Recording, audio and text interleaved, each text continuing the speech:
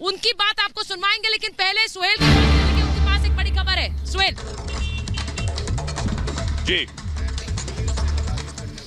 जी सुचरिता, मैं इस वक्त मौजूद हूँ उस चौराहे पर जिस चौराहे के से हिंसा की शुरुआत हुई। मैं आपको बताऊं, यहाँ सबसे ज्यादा मीडिया का जमावड़ा है, यहाँ रैपिड एक्शन फोर्स और पुलिस का भी जमावड़ा था अब तक। ये सीधे जो रास्ता जा रहा है ये वो मस्जिद को रास्ता जहाँ शोभा यात्रा थी। और हमारे साथ एक युवा पंडित है, क्या नाम है आपका? मेरा नाम विजय हिंदुस्तानी है। और हम हिंदुस्तानी जी, आपने क्या लिखवा रखा है? टैटू बनवाया हुआ? ये तो टैटू वी सपोर्ट CA-NRC है। CA-NRC? जी। और हम बता दें यहाँ CA-NRC नहीं CA-NRC का ये तो पहले गुदवा रखा है। ये तो काफी पहले हम दिखाना चाहते हैं, कैमरामैन से दिखाइएगा। ये सड़क चलने के लिए होती है, अब रोंगियों के लिए ये सड़क घेर रखी है। ये बड़ा ही सोचने विषय है कि देश की राजधानी, उसकी सड़कें जाम है, सड़कों पर कूड़ा करकट है, सड़कों पर कूड़े के बोरे हैं। और कहीं ना कहीं 6 लाख रोंगिया देश के अंदर, पर देश की राजधानी के अंदर एक सोची समझी साजिश के तहत बसाए गए हैं। और उनके लिए केजरीवाल बिजली पानी फ्री पानी कर रहे हैं। और हमारे ऊपर, हिंदू धर्म के लोगों के ऊपर जय श्री राम बोलने और आपने टैटू भी बनवा रखा पीछे भी। ये तो हमारी देशभक्ति है। धर्म बचेगा तो देश बचेगा। इन्होंने देखिए टैटू, किसके टैटू है ये शहीदों के टैटू है, जो सैनिक शहीद हो जाते हैं देश के पर, उनके नाम है। उनके नाम है। कितने नाम लिखे इस पे? 117 नाम गुदे हैं। 117 नाम इन्होंने शहीदों के नाम लिखवा रखे हैं। तो यहाँ आपको क्या वजह लग रही है? आइए आगे, यहाँ क्या वजह लग रही है आपको हिंसा की? हिंसा की वजह यही लग रही है, अगर देश में कहीं भी जय श्री राम बोलोगे तो आपके ऊपर पत्थर फेंके जाएंगे। अब ये बताइए, हिंदुओं का कौन सा देश है? हिंदू कहाँ जाए? हिंदू किसके पास में जाए? इनके सत्तावन देश है, लेकिन हमारा हिंदू देश कहाँ जाए? आप सोच सकते हो। लेकिन अचानक कैसे हिंसा शुरू हो गई? यहाँ तो हर साल शोभा यात्रा निकलती थी। हर साल निकलती थी, लेकिन देश में अब की बार 27 जगह हमले किए गए। और कहीं ना कहीं जय श्री राम से इन लोगों को हाथ पहुंचती है। और हमारे लिए बड़े सोचने विषय है। और हमें उम्मीद है प्रशासन पर सख्त से सख्त कार्रवाई इन लोगों के पर होगी। और इस बीच बड़ी खबर आ रही है, आपको बता दें, बड़ी ब्रेकिंग न्यूज आ रही है कि सीधी ब्रेकिंग न्यूज कि दिल्ली हिंसा से जुड़ी ये बड़ी ब्रेकिंग न्यूज मिल रही है। जहांगीरपुरी में जब शोभा यात्रा निकली थी उस वक्त कई संत इसमें शामिल हुए थे। और शोभा यात्रा के मुख्य संत जो है उनसे हमने बात करने की कोशिश की है। वो खुद क्या कह रहे हैं उन्हें जरा सुनिए।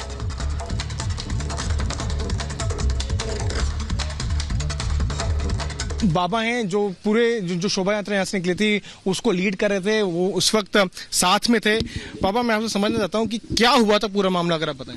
हमारे ये जो भगत हैं ये किसी के कार्यकर्ता नहीं है, ये एक भगवे के भगत हैं। हम योगी हैं, नाथ संप्रदाय के साधु हैं। हमारा एक नैतिक धर्म बनता है। हमने सबको इनको गाइड कर दिया कि किसी भी ट्रैफिक का, किसी भी अधिकारी का, किसी भी हिंदू मुस्लिम का कोई जिक्र ना करे। एक अपने भगवे का भगवान है, भगवे ने जिसने माना है उसी ने ताना है। तो ये सब हमने गाइडेंस इनको सबको दिया था, सब ब्रीफिंग मैंने इनको करी थी। मेरे किसी भी भगत ने कोई ऐसा स्टेप नहीं उठाया। जब मस्जिद के से कुछ पहले मेरा जो रथ था, जो जिसमें हनुमान जी की मूर्ति थी, मैं उसको संभाले हुए था।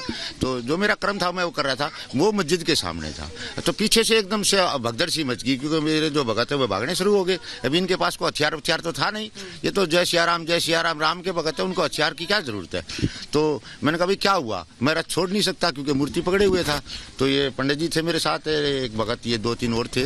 तो एक इन्होंने कहा था बाबा पीछे से पथराव हो गया। तो मैंने वो पथराव देखा, छतों से पथराव हो रहा था, मस्जिद से पथराव हो रहा था। तो लास्ट तक मैं चलता रहा, मैंने रोकने की बहुत कोशिश की, मगर गन पॉइंट का खेल होता है भाई। इनके पास हथियार नहीं था, पहले सुरक्षा जान की होती है। इन्होंने अपनी जान बचाई, इधर उधर हो गए। लास्ट तक मैं लड़ा। चलो वो तो लड़ाई लड़े, सवाल ये हुआ है कि उन लोगों की पहले से प्री प्लानिंग थी। किस तरह से आप मानते हैं प्री प्लानिंग थी? क्या एक बात बताओ, इतनी देर में इतनी बोतलें ऊपर से कैसे आ गई? बियर की बोतलें आई हैं, कांच की बोतलें आई हैं, पत्थर आए हैं, ये कैसे आ गए भाई? ये जो हुआ है ये एक योगी का मामला हुआ है, भगवे का मामला हुआ है। ये इन्होंने मिनी पाकिस्तान बना दिया है। Confusing command.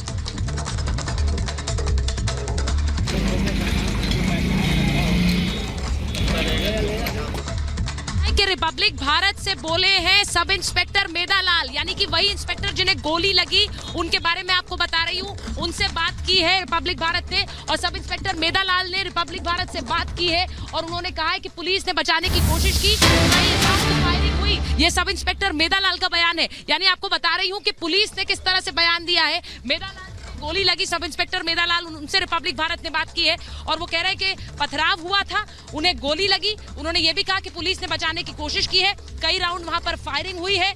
मेधालाल कह रहे हैं कि हिंसा के दौरान किस तरह से कई राउंड वहां पर फायरिंग हुई और उन्हें उसी दौरान गोली लगी। वो ये भी कह रहे थे कि पुलिस ने लोगों को बचाने की कोशिश की।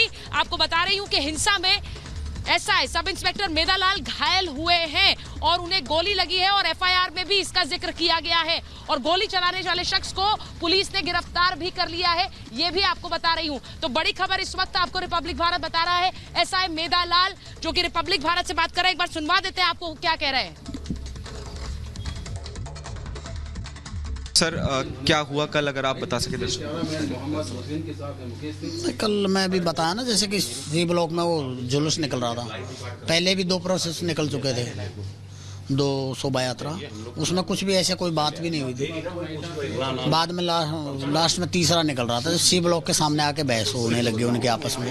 मैं पीछे की साइड में था, जब आगे और स्टाफ आया जो उनको समझा के भेज दिया। जब वहाँ पथराव वहाँ भी हुआ था मस्जिद के सामने, वहाँ दंगा हुआ तो फिर बजा के दूर दूर कर दिया दोनों को। वो जी ब्लॉक साइड चले गए थे, वो प्रोसेस वाले, उनको वहाँ रोक लिया था जो सी ब्लॉक वालों को। चौक पे आके वहीं पास में चौक है वो कुशल चौक, वहाँ रोक दिया। फिर उसके बाद में जैसे लगा कि अब शांति सी हो गई, फिर बाद में फिर चढ़ के आ गए दोबारा सी ब्लॉक से, जब उसमें से फिर फायर हो गया था। मेधालाल जी, गोली लगने की भी बात है, तो क्या ऐसा घटना हो गई जिसकी वजह से गोली यहाँ चलने लगी, या क्या पुलिस की तरफ से भी कुछ फायर किया गया? नहीं, पुलिस ने कोई फायर नहीं करा। पुलिस की तरफ से नहीं, पुलिस की तरफ से फायर होता तो किसी को वो और भी इंजर्ड होते, लेकिन पुलिस ने कोई फायर नहीं करा। बस बीच में घुस के आराम से बचा ही रहते सभी को, एक दूसरे को आमने सामने टकराने नहीं दिए। आपको किस तरीके की कितना चोट आई और भी क्या ऑफिसर्स जो हैं आपके इंजर्ड थे कुछ? हाँ, 5-6 स्टाफ थे हमारे जो इंजर्ड थे। किसी की तलवार लगी थी, किसी की ईंट लग रही थी।